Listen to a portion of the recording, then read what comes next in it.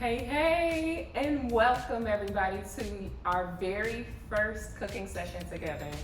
I've been wanting to do this for a very long time, so I am excited. And I have a special guest that's going to be joining me today. But welcome, Glow Girls, to the Glow Girl Kitchen. We're going to call this segment Taste and See. And we're going to taste and see what we get to put together in this kitchen together, you and I. If you are enjoying this content, please make sure you go ahead and comment below and let us know how we're doing. But in the meantime, I want to get right into it. Okay, so today we're going to be making some amazing things. But before we talk about it, I want to go ahead and introduce my special guest who I needed to help me with this first recipe because I'm surely a novice at this bread making thing. But we're going to be making some amazing bread, and we're going to talk a little bit more about this specialty kind of bread. But first and foremost, let's go ahead and welcome to the segment for today's Taste and See, Tony McClendon. Y'all give it up for Tony as she comes. Yay! Hi, y'all. What's up? Hey. So listen, this is not a show. This is just two girlfriends in the kitchen doing some fun stuff. So we're gonna be creating, you're gonna be with us along the way. I hope that you're commenting along the way so that we know how, if you have questions or if you like certain things that you're seeing or if you have ideas for something new, go ahead and comment that in the chat, okay? All right, so Tony, welcome. Hey, thank you for having me. Yes, so first, before we jump into anything else, what are we making today? We are making a couple different variations of unleavened bread. Yes. Okay, so we're going to talk a little bit more about what unleavened bread is and why it's so special. But you've made unleavened bread before. Of course. Okay. Plenty of times. Yes. Yes. That's why she's here, because she's the GOAT, okay? I really love, we're going to just give you a little bit of a inside scoop on who she is and what she bakes. She bakes all of the goodies. We're going to get some of those inserts of some of your videos. But tell them where they can follow you, where they can find you. You can follow me on all platforms, YouTube, TikTok, Instagram at Tony B Cooking because my name is Tony and I be cooking. With an I. Yes. Tony with an I. T-O-N-I. Be cooking. Be cooking. Because she be cooking, and I be cooking a little bit, ask my husband. Sometimes when I feel like it, I be cooking. But anyway, I'm really excited about these recipes today. As for those that don't know, as Christians, we're coming up on a really special time of the year, Passover and unleavened bread. And I just thought it was a really cool idea to kick off our cooking segments with talking about unleavened bread and coming up with some really cool varieties of flavors. So we're gonna do cheddar and jalapeno unleavened bread. Jalapeno. Okay. Lemon blueberry. Come on. Cinnamon spice. Come on. And what's the other one? What did we say that we were gonna do? Oh, we were gonna do a garlic and herb. Yeah. So we're gonna do some savory and some sweet. Yeah. So for the sweet toothers, put sweet toother in the chat. Let us know if you're a savory person. Let us know which one are you. And we're not gonna talk about grits, but or maybe. What do you put in your grits? You don't want to get me started because I put a little bit of a little bit of everything. A little bit of sugar and a little bit of salt. So okay, I'm a savory girl to heart. I'm a savory girl through and through. So I love me some good cheesy, creamy, salty, buttery, peppery grits. Now when I was a child, I used to eat sugar in my grits, but then I became an adult and I put away childish things. So I can get down with both. I definitely can, but when you put some sugar and a little bit of salt in it, it gives it that balance. Yeah. That good balance. Yes. Okay, so we're gonna have to taste Tony's grits because I haven't had it with both recently. So let's see what hers are coming up with. But today, let's get back to the unleavened bread. Okay, thank you for that. So let's get started. Where do we start? Okay, so we're gonna get started with our flour first. Okay.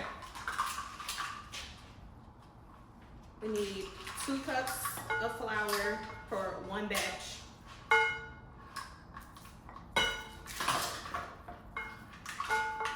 And while you're doing that, I'm gonna go ahead and start shredding some of this lovely, organic, New Zealand Perfect. sharp cheddar cheese. Shout out to my husband for grabbing this from the store for me. That's the bougie cheese. Yes, the bougie cheese. We're out here doing some real things out here. Let's see. I'm just gonna take a sprinkle of sea salt. Okay. because I'm doing the sweet one first. I'm gonna add, let me be technical with the measurements. I usually don't, but I try to when other people are.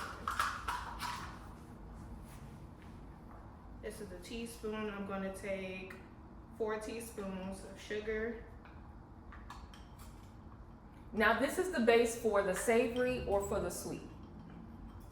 Or for both? This is for the sweet. Okay. So this is the base for the sweet bread. And so we got, how much flour did you put in again? 2 cups. 2 cups of flour and All-purpose flour. all-purpose flour, and then 4 teaspoons Yes. of sugar. Okay. Now we're coming in with some grapeseed oil. So you can use whatever oil you have on hand, right? Or butter. Or butter. Oh, we can use butter. I have some butter. And we're gonna go with our grapeseed oil. Yeah, because This it's is neutral anyway, so it literally Yeah. doesn't matter. It's This not like is- you're gonna taste It's like giving olive vegan. oil. It's giving vegan. That's fine, because I have grapeseed oil. You can use coconut oil. Literally, I would recommend any of that for the sweet one. For savory, you could do all of the above, or you could do olive oil. I would not recommend olive oil for the sweet, because you will taste it. But olive oil is perfect for like that Italian herb. Yes, for the savory, for sure. Yeah. And so what are some of the flavors of unleavened bread that you've made in the past? I have made unleavened bread like the just plain Uh-huh. unleavened bread because I kind of used it as like a McGriddle for my breakfast sandwiches. Okay. I love a good breakfast sandwich. Me too. I'm big on breakfast anyway. Like, Me too. I can eat breakfast all day Favorite meal long. of the day. I don't care about lunch or dinner like that. Listen, breakfast is my jam. And I'm over here shredding cheese. How much of this cheese do you think we need? Maybe like a third a cup. It's not too much. Okay, so maybe like half this block. Yeah. What are some other flavors that you might consider that maybe you hadn't thought about before? I know I was thinking about even doing like a pumpkin spice. We're definitely gonna run it back with the raisin. Oh yeah, cinnamon raisin. Mm-hmm. I did add a little bit too much milk, so I'm going in with another third cup of flour Okay. to get it more of a doughy consistency. And now it's getting to what I want it to look like. And I think that's the beauty of cooking is that, you know, most of the time you can recover, For sure. especially, you know, you just kind of eyeball it. So if you put a little too much liquid in there, you don't know what it's gonna look like. So maybe we can get, help people. So then when you get the consistency that you want, we're gonna get a close up so we can see what it's looking like. Okay. You know, does anybody else have a fear of grating? I always feel like when you get down to these nubs, I be getting so nervous. Same. Like, Lord, please don't let me cut up my stuff, Yes. my fingers. Be like, okay, we just gotta let it go. I'm trying to save these last little nubs, but it's like we gonna save my fingers before we save Yeah, this cheese. please. So Tony, tell me, how long have you been cooking? Like you said, Tony be cooking, but how long has Tony been cooking? For like over 15 years. Over 15 years. About to be, Lord willing, 28, and I've been cooking since I was 9 years old.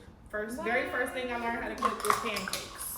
Okay, so that's why those pancakes are hidden these days, Yeah. because those are like your specialty. Yeah. Okay, we're gonna have to come back and get them pancakes next time. I told you I love breakfast. That's literally my specialty. I love it. So what have been some of, I know that you're, you know, very popular on some of these social media channels and specifically TikTok, I've seen you kind of doing your thing. What have been some of the recipes that you felt like have resonated most with your audience? Oh, I made buffalo wings on TikTok, like honey hot buffalo wings, like American Deli. Okay. That video got like, I think over 8,000 views on it. Wow. Yeah, they definitely messing with the buffalo wings for Okay, sure. so, Oh, and I made strawberry cheesecake sourdough.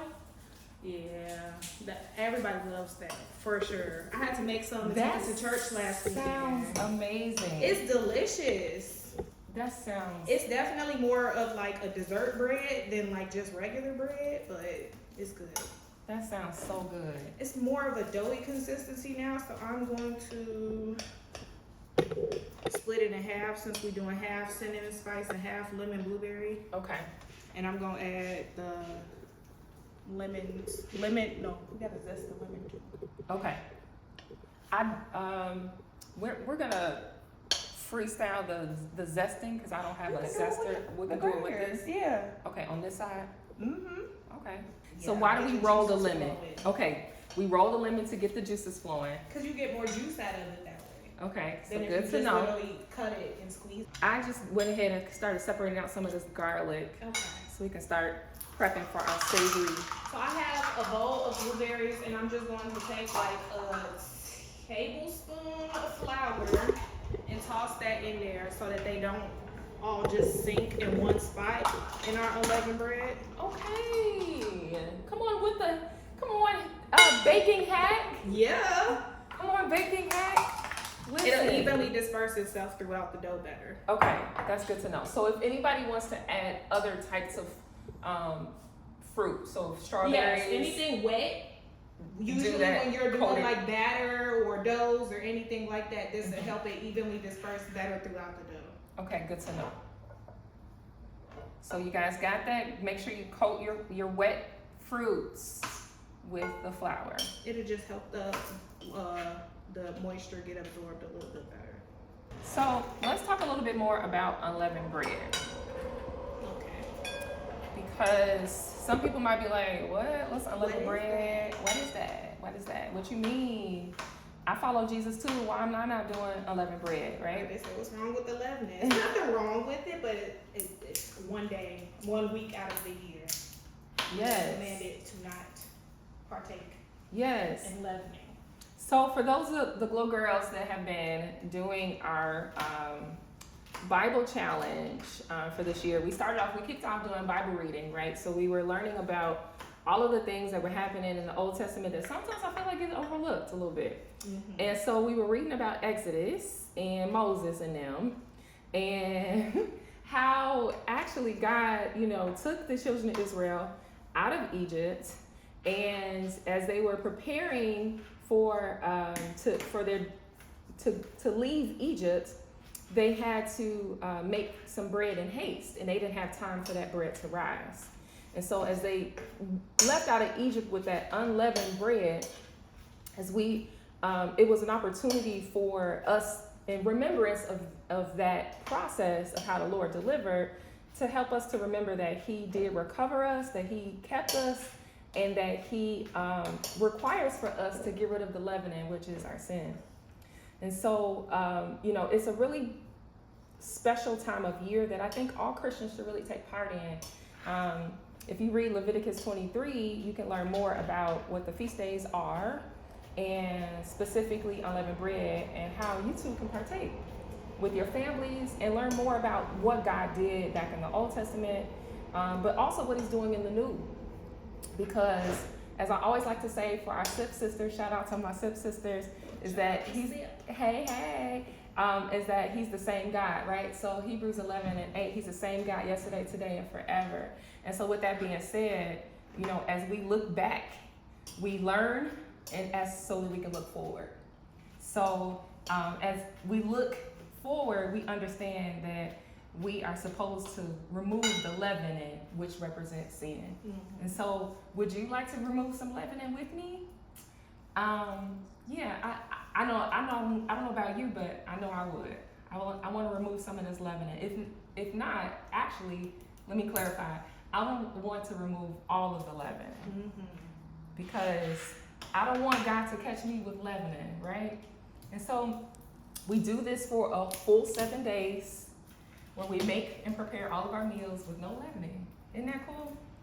And so it helps you to get creative too. I was just about to say that. I think that's why it's my favorite feast out of all the Lord's feasts. Is I love the creativity. Like every single year, I look up and unleavened bread is gone because I done tried a different recipe every single day. Yes, that's why I really don't even eat mussels. You can eat mussels because that's the unleavened bread that the church provides and right. stuff. Or that you typically find in your local grocery.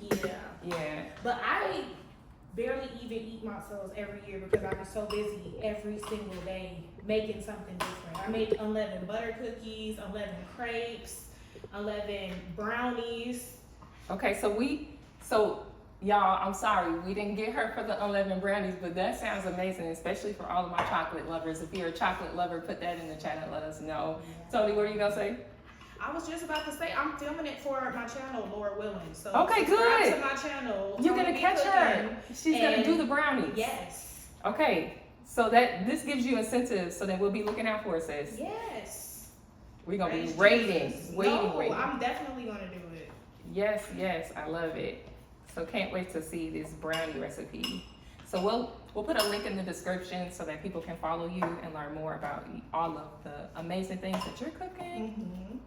Tony B cooking. So okay, I'm getting down with this garlic. I think I got enough to start. It smells so good, yeah. I'm almost done with the sweet doughs. Okay, so I'm gonna get your lemon ready because I was trying to get this savory together, but I gotta get this lemon going for you.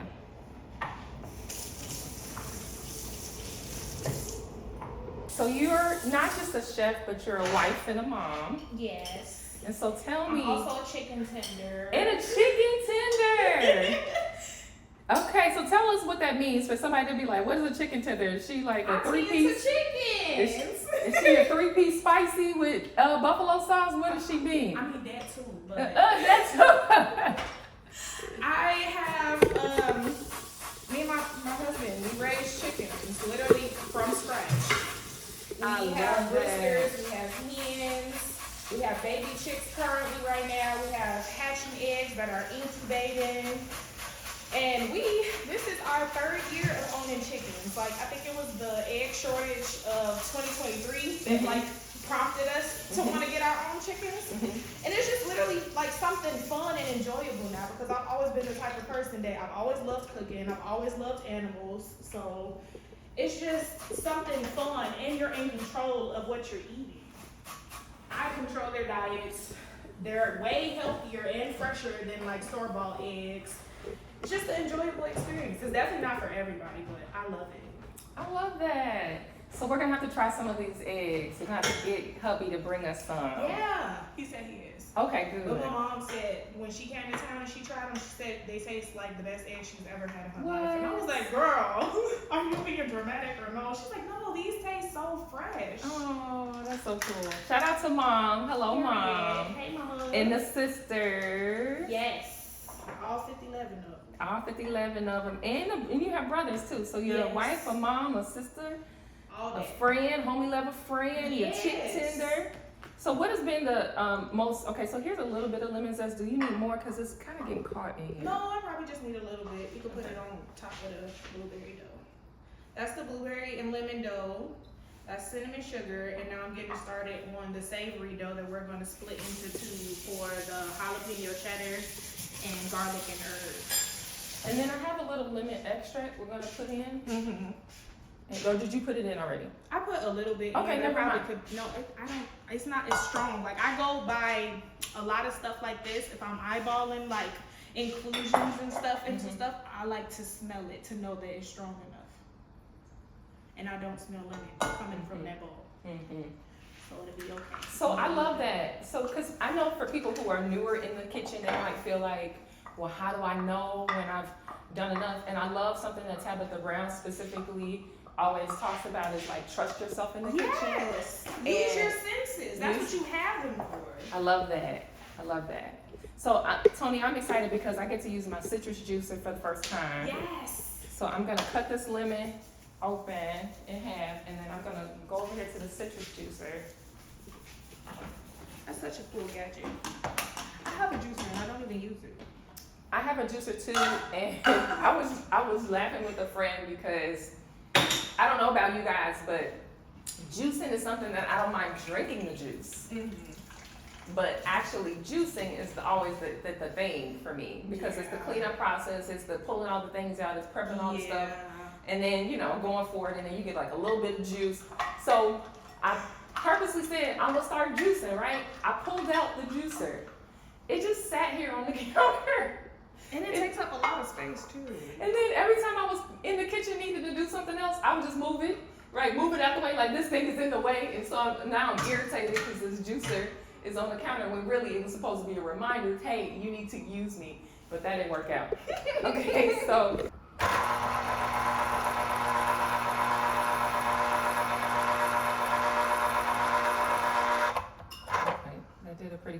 Look, it's all gone. So shout out to the citrus juicer. What I wanted to say is that once upon a time, especially when I was first starting out, I didn't have all the kitchen gadgets. I was doing stuff by hand. I was doing making it do what it does. So no matter what level of kitchen appliances you have, you know, don't feel bad. Use what you can. Like if you just have to juice it just with squeezing with your hand, or you can use some tongs and like use that to squeeze out, you know, your citrus. Whatever you have, use what you have. Okay, so don't feel bad when you don't have all of the special gadgets that you see people on shows cooking with, because it wasn't always like that. You don't need all those extra gadgets because that's not what your ancestors used. That's what Use your hands. Use the best tools. Right. Use your hands. Exactly. Amen. So here's a little lemon juice, and pour this in. Yes. Thank you. That might have been a little too much, but It's okay. We can just add some more. I mean, the thing about it is I can just show y'all like estimates of stuff, but you can literally eyeball your dough to make it look like how you need to. Most of the time your goal is a shaggy dough, and it depends on what inclusions that you add. If you add a little bit too much lemon juice, just add some more flour to get it back to a shaggy dough consistency. okay. So I'm a butter girl. So what I'm gonna do is for us to when we start cooking, I'm gonna add a little butter to the pan. Yeah. Cause I'm a butter girl. Same. I'm not vegan, but for all the vegans, for sure use your substitutes. And if you have any other dietary restrictions, always, you know, consider where you need to make substitutions. So if you want to do a vegan cheese instead of a regular cheese, if you want to do, you don't like blueberries and you want to try a different fruit, You can do strawberries. Strawberries, Oranges. What else? What other fruits? You could probably do a whole lot of different fruits. Well, Apple. you told me yesterday coconut sounds good too. I didn't like, buy any coconut. No, you didn't. But I I'm don't saying know that why. for the people at home, you can literally sprinkle like this Like recipe is coconut? very forgiving. It's like pancakes or something. Like it's very customizable. The to base your is the own. base, and Exactly. you customize it however you choose to. So get creative in the kitchen, guys. You too can do this. As you can see, it's just really simple. You're just putting together a few ingredients. We'll make sure we enlist the ingredients in the description below so that you can catch on and then you can go for it. And I've also seen some variations of this where people have used water instead of milk. Yes. So again, if you don't use any nut-based milks or regular milks, you can always use water to mix it with your dough, and that's a great alternative too. So really, no matter what your dietary restrictions are or whatever your preferences are, you can customize this however which way. I would have loved to have also put in some nuts, some walnuts. I So- did think about that. Yeah, so Yeah. next time I think I'm gonna do a cinnamon raisin walnut. That sounds so good. It does. Yeah. So that's gonna be next. Okay, so I have the savory dough split Okay. in half. So Do you want to take one and do the Absolutely. garlic, and I can take the other and do the jalapeno cheddar? okay, so for the savory, we're gonna definitely savor it up. For sure. We're Same gonna way that I added cinnamon and pumpkin spice and sugar into this one. This one just has sugar, lemon zest, and blueberries and lemon juice. But I put sugar in both of those doughs. There's salt in both of these doughs. Okay, so we don't need any more salt. No. Got it.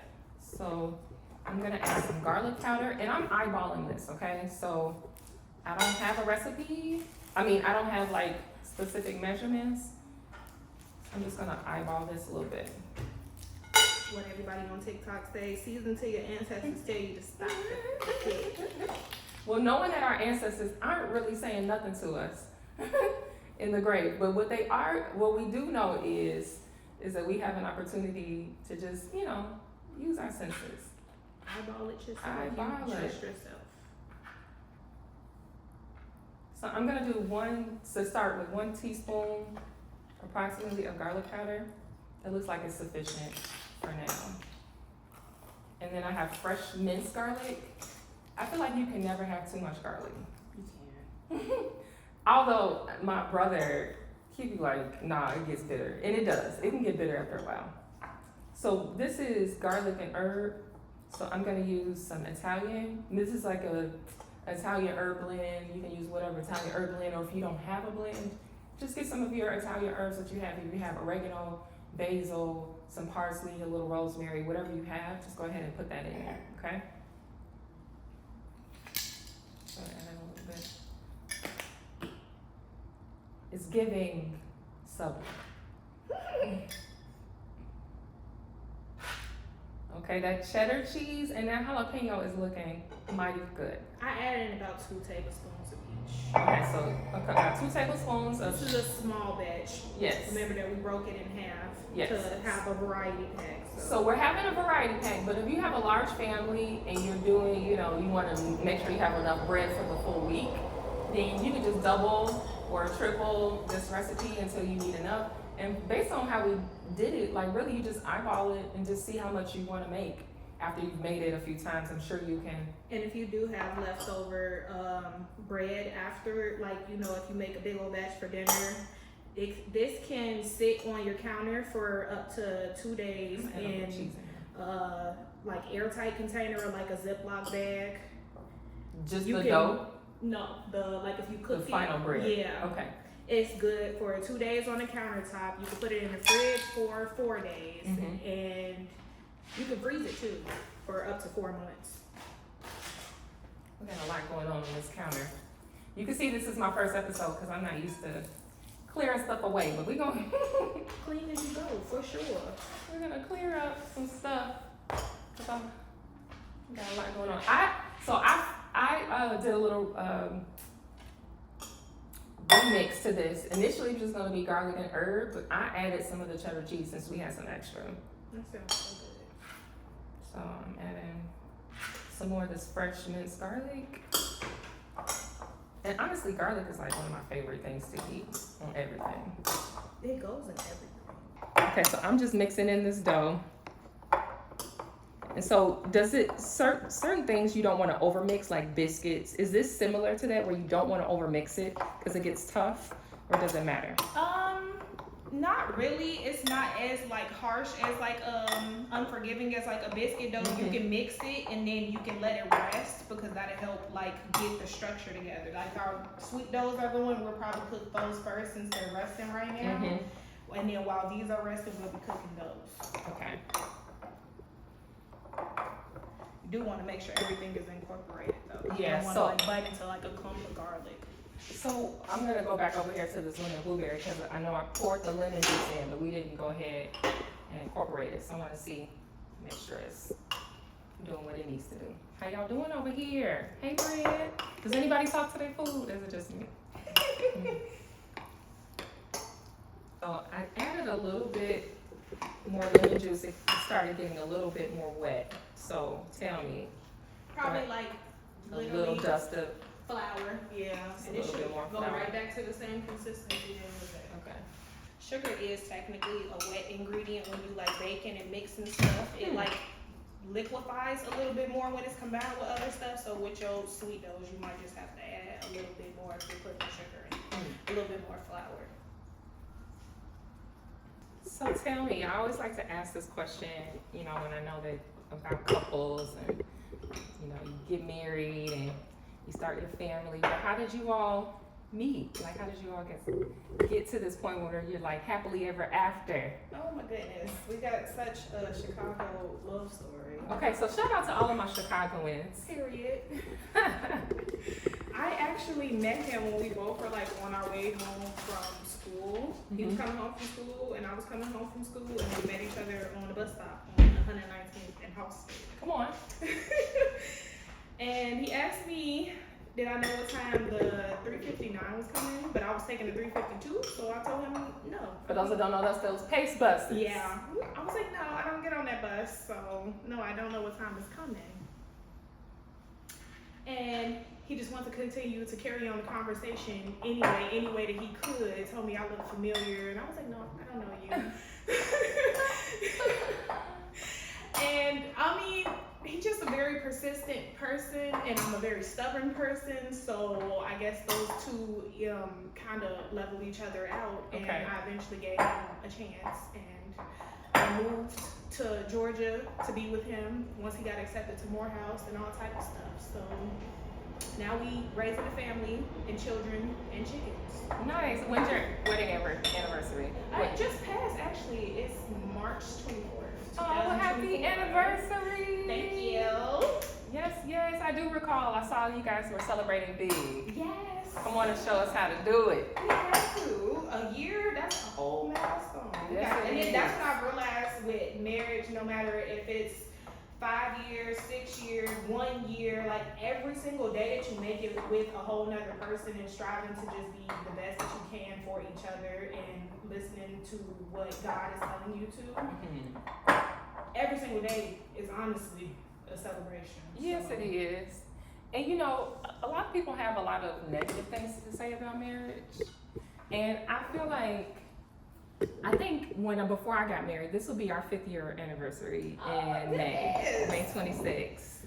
We made it 5 years. What's up? And I felt like it went by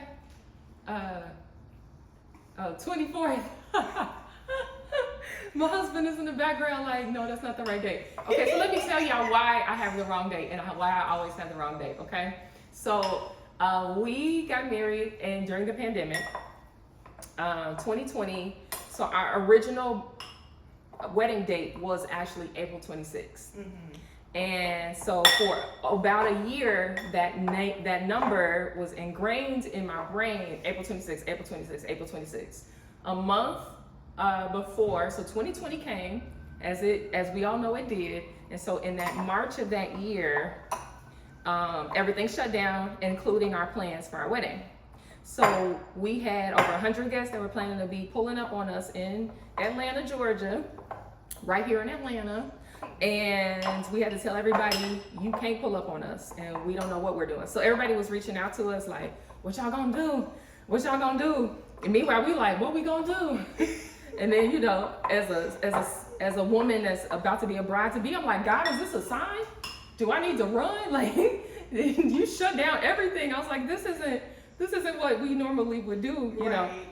And so I was just like, God, like, what are you trying to tell me? And so the Lord really showed up because we prayed, and then all of a sudden it felt like the Red Sea was parted for us.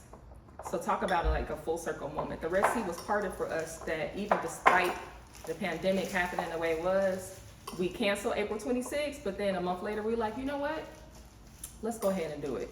So May 24th is our actual anniversary, but sometimes I still say May 26th because I'm still thinking about my old date. Right. So it's not that I don't remember my wedding date. I technically had two, and I always like mix them up. So bear with me. But thankfully, my husband doesn't get offended by my forgetfulness, so I appreciate him for that.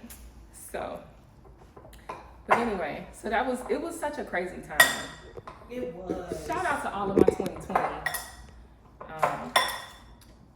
couples, because y'all are real ones. For real. To get married during that pandemic was crazy. Anything during the pandemic was Crazy time. Yeah, 'cause that's when I had my first baby. They literally tried to tell me to pick between my doula and my husband to be in the. Were you? I was like, I can't pick one or the other. So were you able to have both in the room? Yeah, when I traded hospitals. Okay, good. See, you push until you get what you need. No pun intended. No pun intended. So let's talk about those kitties. What do they do for this like Unleavened bread season? Do you do anything special like for this holiday season? Yeah, they love. I make matzo toffee. My grandma has like a super duper. It's like a family secret at this point. I want to share it publicly. Okay. I share the cookies with people, but I can't share the recipe because it was my grandma's recipe. Okay. But butter cookies, Unleavened butter cookies, they're like the classic like Chicago style butter lunchroom cookies. style. Yes. Mm-hmm. They're so good. I forgot about those. I gotta make some. Yes. I make those and I use those for my as like my Nutella wafers and banana pudding. So I do that. My daughter loves Unleavened bread. Like truly. So do they cook with you? She does, yeah. Well, My your oldest other daughter is only one. Well, about to be one. She'll actually be one on the 7th day of Unleavened bread. So that's what I was telling your husband. I'm like, I'm gonna have to figure out how to make Unleavened cake. Yeah. I have a nephew whose birthday fell on Unleavened bread, and in previous years, and his mom makes an unleavened cake and it's bomb. So you can That's do what I was it. talking. I'm like, it's literally like pound cake, like Yeah. traditional pound cake, like the 1, 2, 3, 4 pound cake. Yeah. They got just like flour, butter, eggs, and sugar in it. That's unleavened. There's no leavening agents. Mhm. And it's literally like you can do the cream cheese pound cake, sour cream pound cake, like all of that is just kind of to add like moistness to your cake. So I think this is mixed well. Do we want to start getting our pans heated up? Yes. Okay.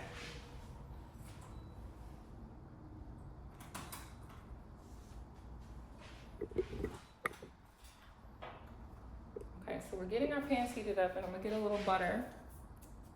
Yeah, I can put some both in butter. I think so. But again, for all of my veganators out there, okay, go ahead and get you your vegan butter, sis and bro, okay? You are still safe here, all right? Don't feel slighted. No, not at all. Because you can literally make this however you want to. Whatever kind of flour you want to. Almond flour, coconut flour. This recipe is so customizable. It's like crazy. It's too simple. I'm gonna add like a couple of teaspoons of butter to the pan, just to get it melted down. Mm-hmm. Get this going. And so, what is the favorite dish that you cook for your husband? Like, what does he love of yours? I know he likes all your food. He likes really like anything to me that equates like my grandmother's style cooking, like old school, like if I make pinto beans or pot roast and like macaroni, smothered chicken. He likes like any of those meals that's like pretty much gonna give you the itis. Okay. Those are his favorites. Stick to your bones. Yes. Okay, so that's what he's working with. Yeah. Mm-hmm. But he also likes when I make like Mexican food, like if I make like birria tacos or quesadillas, any of that, honestly. And even a simple homemade burger makes that man happy. So. So it really doesn't matter. Bro No. is, whatever you pulling up to the table with, bro is eating. Yes. All right. Well, that's what we love to hear. Now, tell us a little bit more, because I know you've been cooking for some time, but recently you started getting into this bread making. Oh, situation. sourdough, yes. So we would be cheating you if we didn't let you talk about your sourdough journey.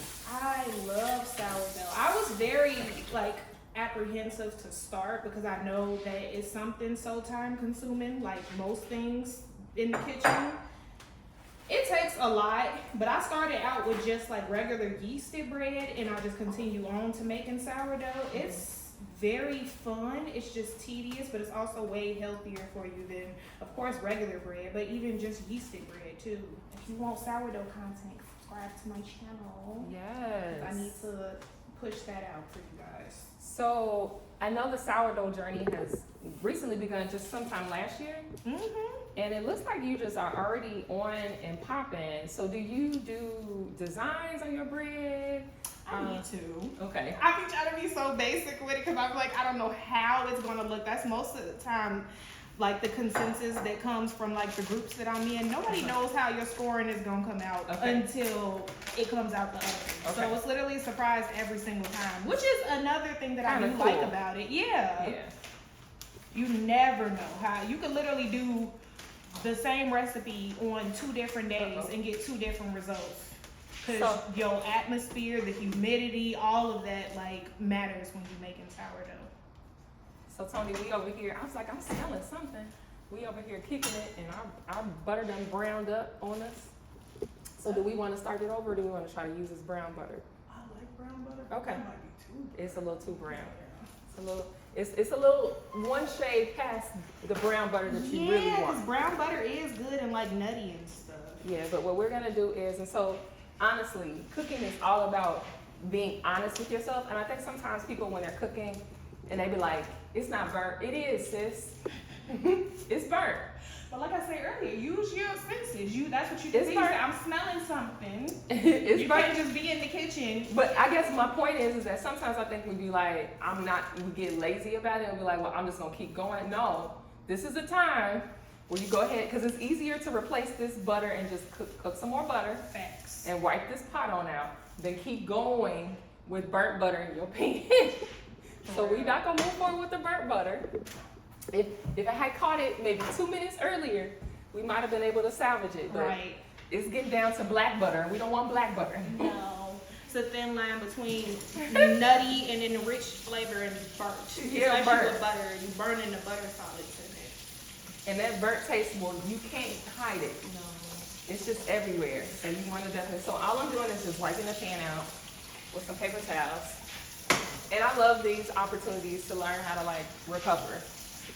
And in general, we love some melanin. We love some brown, For sure. but just not for our butter. We don't need it to get too dark unless we're doing a roux. Yes. Do you use a roux for like macaroni? I do. Okay, so let's talk about that debate. Period. So what are we doing for your mac? Do you use a roux? It honestly depends because I literally made macaroni last night and I did not make a roux because I was feeling It was because it is quicker Yes. just to dump and go. Yeah. It's Like just the cream and cheese and stuff. and I just feel like dump it that's- in Yeah. and just keep it moving. It depends. It literally do, but I prefer the taste of macaroni with the roux for sure. So here's what I found about the roux making situation, which I feel like people have been. I watch a lot of cooking content, and I think this is something that I don't feel like people really talk about in terms of what the roux provides. I feel like it provides a little bit more control in terms of your flavor Yeah. profile for the macaroni and cheese. Yeah. So when you're just using, and I think that's why people prefer it nowadays over, even if they've never really articulated it in that way, I think you get to taste it, you're like, okay, because it's not raw egg, going in. It's a cooked cheese sauce that you can taste and see, do I need to add more flavor in? What do I need to do differently? So, but I feel like when you do the macaroni and cheese roux, you have a little bit more control over how it tastes. And you get to season it the way you want it. Versus it's kind of like surprise on the other mac unless you just know what you're doing. Right. So I'm gonna move some of this. We'll leave some of the, so we're leaving some of the, so we cut up and diced up some of the jalapenos into little diced cubes, but then we also have some rings that we're gonna add in for the topping. So we're just gonna have the jalapeno rings at the top, on top for garnishment. So we have some of our ingredients out still because we're gonna use them for garnishment, okay? All right, so now we got hot pans that I need to put some more butter in. All right, so let's go. And I've taken the blueberry dough and like started rolling it out, And then and I cut it into fourths, the small piece that I had, Okay. making sure both sides are thoroughly floured so it do not stick. I don't know how thick I want to see, because it's blueberries and I don't want to go too thin and the Right, blueberries and it's rip like through the coming dough. through. Yeah. Yeah. So I turned down my skillets a little bit, and then I'm putting some more butter on in here. So hopefully we'll have a little bit more time to get to it. For those that don't know, I'm a gluten-free girly. Gluten-free girly, stand up. Gluten-free family, stand up. Period. We out here with our gluten-free. And so with that being said, I'm gonna make a little bit on the side because basically most of these I can't really taste. So I'm gonna make some for me so that I can have some on the side, all right? So I'm just taking some gluten-free all-purpose all-purpose flour to make my dough. And there are different ways that you can make gluten-free dough. There are some recipes that I'm probably gonna be dabbling with on the channel because you can kind of mix some of the different flours to create a better consistency of a gluten-free dough. And so I've read about it, but I have never tried it. So eventually we're gonna try it, but today is just straight one gluten-free all-purpose, okay? I'm a Trader Joe's girl as well. So I got this from Trader Joe's, but go to your local grocery stores and get your gluten-free flour in the gluten-free aisle. The benefits of gluten-free, because somebody might be like, well, what does it mean? Gluten is really like the glue that holds the dough together. And so what happens is when you don't have that, you usually have to provide some sort of substitute to make sure that it's as doughy. So sometimes it doesn't, it's already about to do its same thing. Perfect. Okay, I'm about to throw these in right now. Okay, good. I'm gonna move this one off the ice until you're ready to do something with that. Okay. Because I don't want another instance of black butter. Black butterfly. Okay. I'm silly. So let me get my milk. Let's see. Now, I'm just gonna eyeball this based on what we've already done because I'm a gangster like that. I'm a thug. So I'm just eyeballing this to see where we go, and then if I need to add more flour or milk, I will. And I think I'm gonna make this one, this gluten-free one. What flavor am I gonna make? I don't even know. That's what I was gonna ask you. Like, are you gonna split it up and do more than one flavor? Yeah, I'm gonna do it. I'll mix it up. But I really like savory, so I'll probably just go savory for now. And I already have, I'll probably just do savory. And I'll come back and do sweet if I like it. But maybe I'll just mix it up now. I'll do half and half now. So let me pull out how we're looking over there. So it's looking like pancakes. Like pancakes, but it's thicker, like thin pancakes. Or kind of like pita. Like pita or like Pita bread. bread? Like naan. Yeah. This is like how you make it. Now y'all, I'm still getting all my kitchen gadgets together, so don't judge me for the plastic cutting sheets or the non-stick pans, all right? I do realize that they're toxic, okay? I do realize that they have some issues, but we doing what we can, all right? So use what you have in your kitchen right now, and as you can, continue to phase out and get new products, okay? But we are gonna be careful about all of these plastics that are microplastics that are getting in our food and the phthalates and all of that stuff, because it's causing our endocrine system to be disrupted, and it causes hormonal issues, which shows up in so many different ways, right? Like all of those night sweats and the PMS and all of those things, those hormone disruptors come from such things like this. So my bad that we're using this. I know I'm gonna get some replacements, but for now, we're doing what we got, all right? And so we're gonna, Lord bless it, Lord cover it. Lord cover us in the kitchen in Jesus' name. Yes. So do what you can, and don't beat yourself up about it, all right?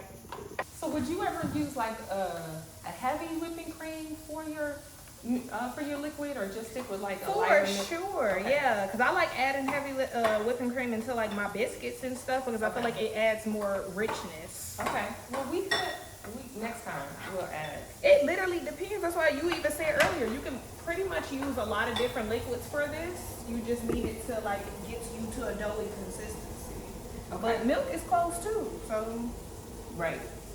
So tell me, what's my dough looking like? Because should it be a little bit more bready? Yeah. Like I need a little bit more flour? Okay. Mm-hmm. So I want you guys to see this a little bit. So I have this dough here, and it's a little too wet. Okay, so just so you know, this is a little too wet. You see this? That's the dry version. That's a dry version.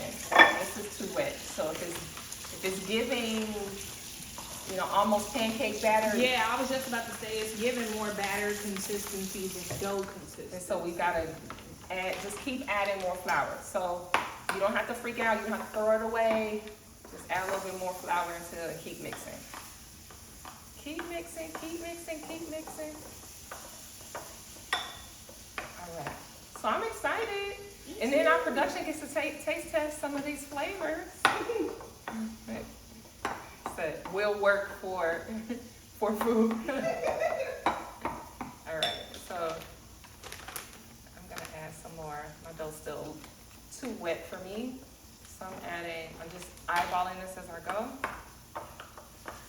And so what you did once you made your dough is you just kind of broke it up into some I broke it patties. into fourths. Okay. And then I took each fourth and now, just roll it out. Yeah. But Watch like I it. said, this one got the blueberries in it, so I don't want to do it too thin and the blueberries like burst or anything. Mhm. Some of them are doing that anyway, but I'm gonna leave this one a little bit thicker.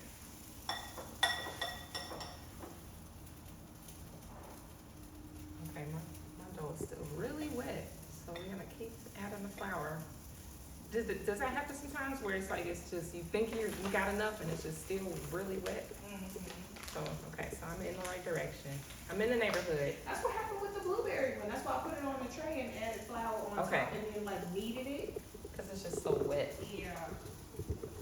So I think I'm not gonna do like the lemon blueberry for this because it's already. It might be also the consistency of this flour that's I was making. just about to say that because I be watching people make like gluten-free sourdough just so I Oh, really? Mhm. I'm gonna Just see. so I can educate myself. I don't know. And they have a hard time sometimes. Yeah, it's not as easy as regular sourdough. It's a little bit more work, but I think it's worth it. I definitely want to try it out. Yeah, this still giving wet, so we're gonna get through it. Because this is mine, I get to use my fingers. So. All right. And so, what recommendations would you give for beginner bread makers who want to just start, maybe even with just a yeasted dough, not a sourdough, but just a regular dough? What would you recommend that they do? You still gotta have a lot of patience for Patience. yeast dough, patience, and literally, well, with yeast, you have to, like commercial yeast, you have to make sure that your yeast is alive, Okay. and time. I mean, that's the same thing as patience, but literally, even yeasted dough takes time. Like, it'll take you dang near all day to make like cinnamon rolls or donuts or something with just regular commercial yeast. And so you're saying commercial yeast. What other alternatives for yeast are there any? Well, in the sourdough community, they say commercial yeast because sourdough is a type of yeast, but it's naturally fermented yeast. So Okay. it's yeast, but it's more natural than opening up a pack of yeast. You know, oh, this is what I'm gonna use to lather my bread. Okay, got it. So I see why you're saying that.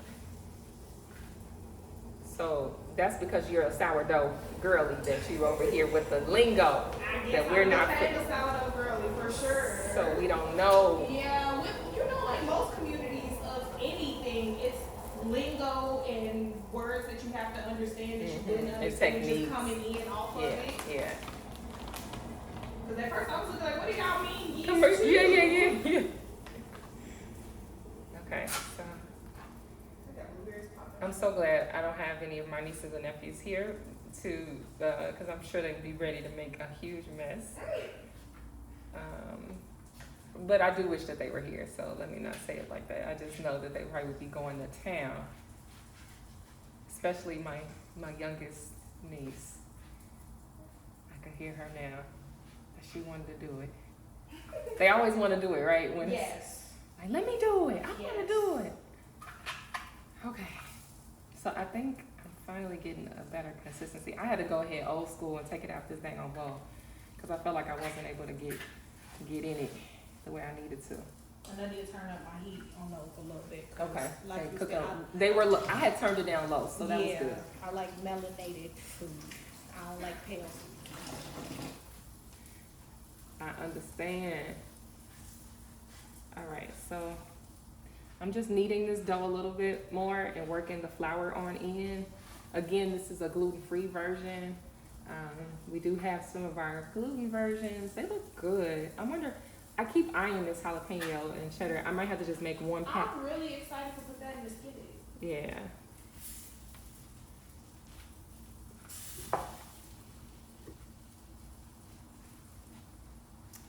So again, for those that may be trying to understand like what is up with this unleavened thing. So, this is a part of my growing up that I don't even know if I really shared with a lot of my friends or family because it just, I guess it just never came up, but I just knew like, okay, I'm not going to be eating any bread this week. And it would just be funny, especially growing up or even as an adult. And I was working a corporate job at the time before I became my own business owner.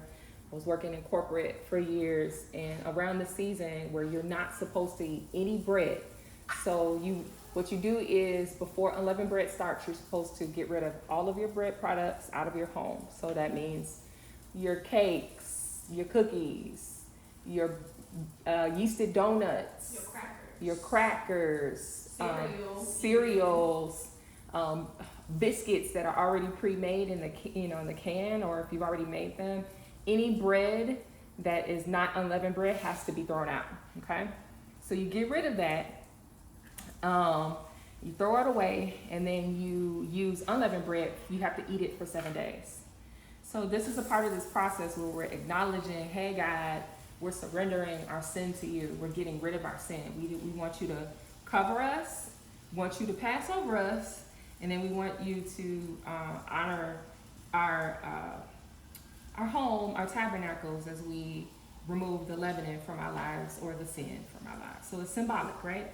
So there's nothing wrong with bread. It's just a symbolic way to acknowledge the sin that we're removing from our lives, okay? So somebody would misthink that, or, consider that this means, I can't eat bread. I've heard even people say that, like, what's wrong with bread? Nothing necessarily is wrong with bread. That's a whole nother show. To talk about some of the things that they've done to our ingredients that create bread, but nothing is wrong with bread according to the Lord. It's just a time to purge, okay? So honestly, it's a good way to be healthy. It's like you go keto for 7 days, right? I'm smiling because this is literally the very first time that I've ever done a cooking show, cooking content. And when I was a little girl, me and my brother, shout out to my brother John, we used to be in the kitchen and we would pretend like we were on a cooking show, and then we would cut each other off. We would pretend like there were cameras on us and we were like explaining our food, and then we would cut each other off and we'd be like, well, don't worry about her, now focus on me.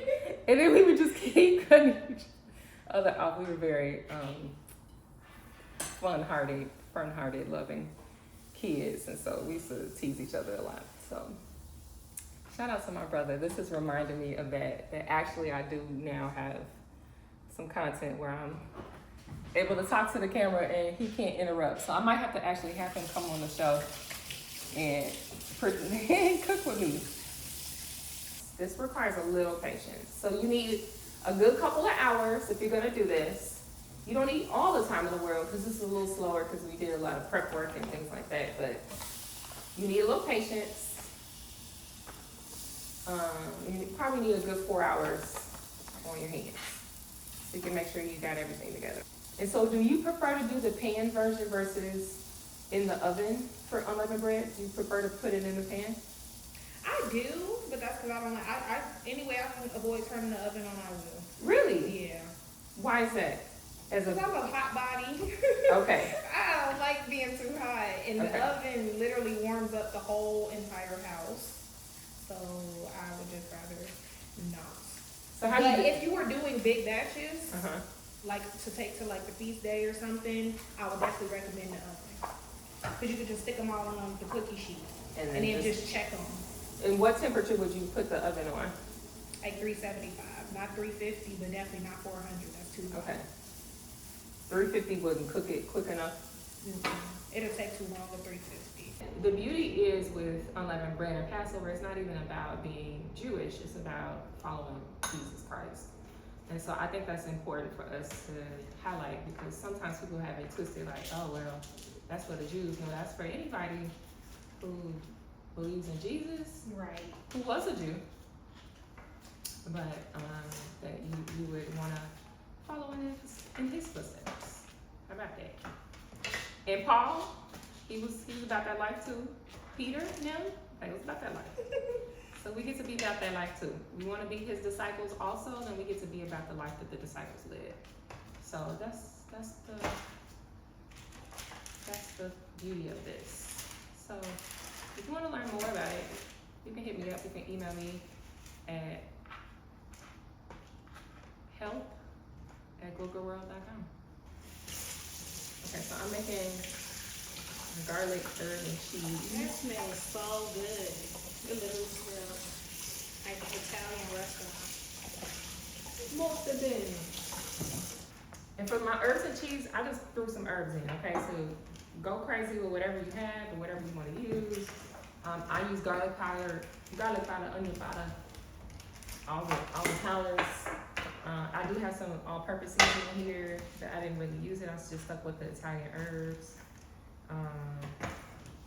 I think I forgot to put a little salt in here, so let me do that.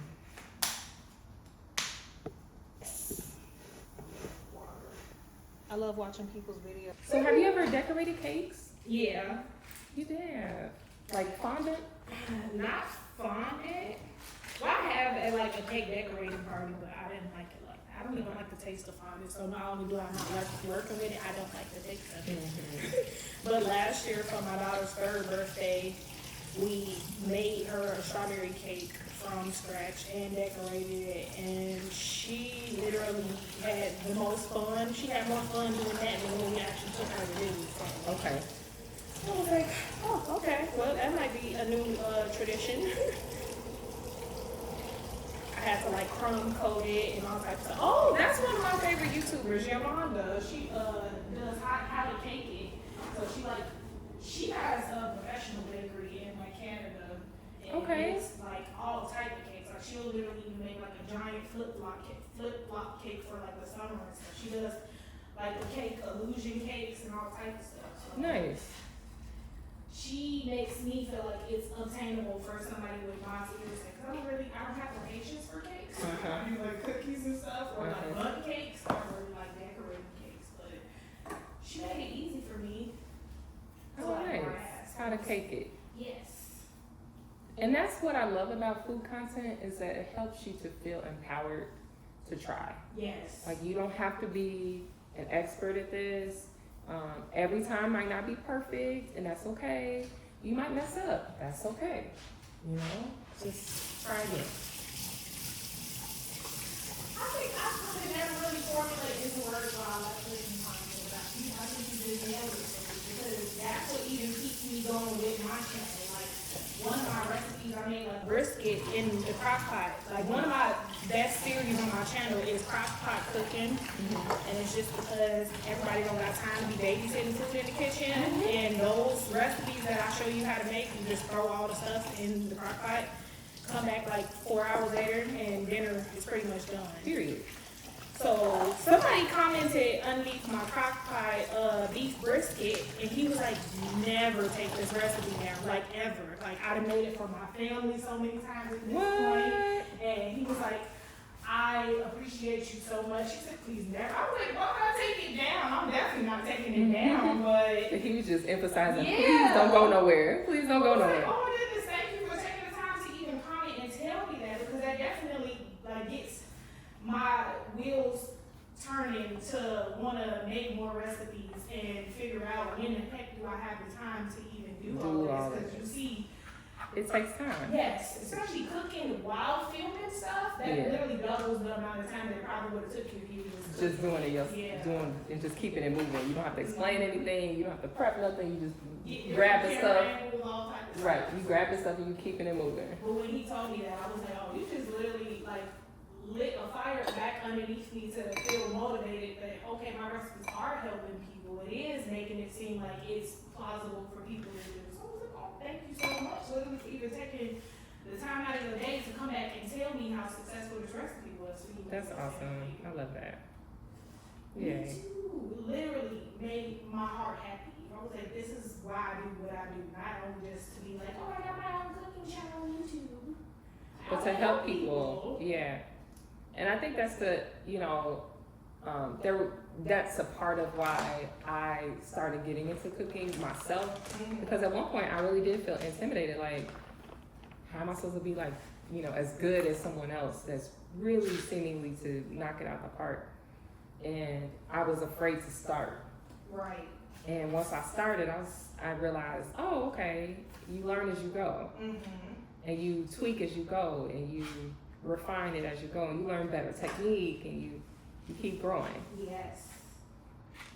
So for anybody who's new to your cooking experience and exploration, just start with simple recipes and build on them.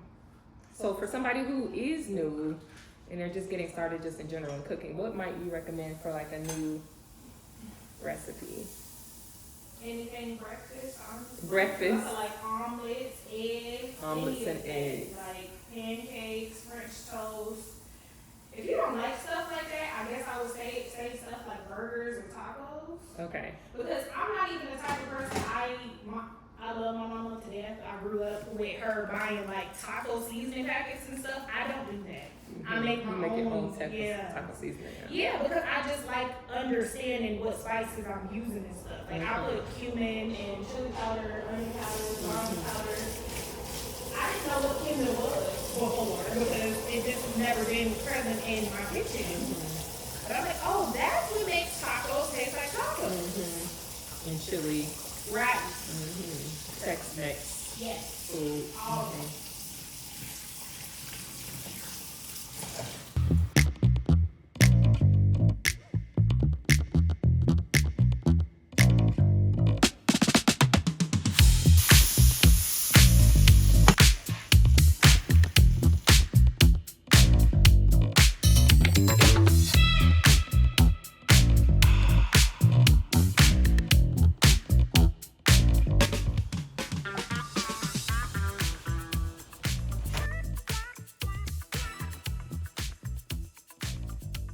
Well, guys, this is the very end of our first episode together. Thank you for taking this journey with us. I want to celebrate my special guest today, Miss Toni McClendon, for gracing. Yes, it's been a pleasure to cook with you. It's really fun in the kitchen. Yeah. I enjoyed myself. So we have some amazing flavors. Let's go ahead and just recap what we created today. And so I'll start on the gluten side. We did, and you want to shout it out? Go ahead. This one is like cinnamon sugar, like churro. This one is lemon blueberry. This one is garlic and herb. And this one is jalapeno cheddar. And then we did similar for the gluten-free side, but I did a little bit of a mix up on it. And so we have the cinnamon and sugar. We have like an almond, vanilla, cinnamon and sugar flavor. And then we have the jalapeno and cheddar, and then Italian herb and cheddar on the end. And so excited to dig in. Before we sign out, let's go ahead and taste some of these. How about it, okay? So which one are you looking for? Let's see. I think jalapeno cheddar. Okay, go for it. Let's go. Let's see what it's looking like. I'll do that one with you too. And I'm not a spice person, so I went a little light on these version of the gluten-free version.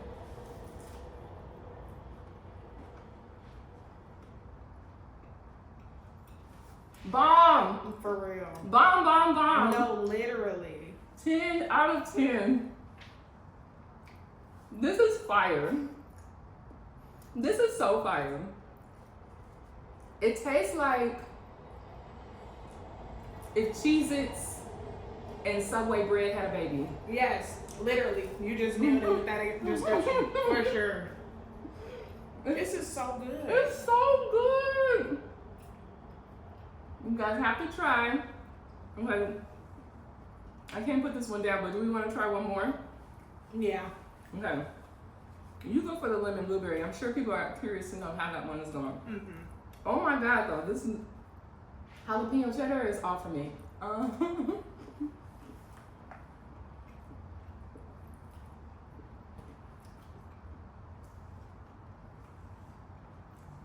I was skeptical about this one. Okay. This is good. Step over this way so we can get you in the shot. This is really good. That looks fire. I didn't make the lemon blueberry one, but now I'm regretting it because it came out really good. But let me try one of the sweet ones. I'll do the cinnamon and sugar.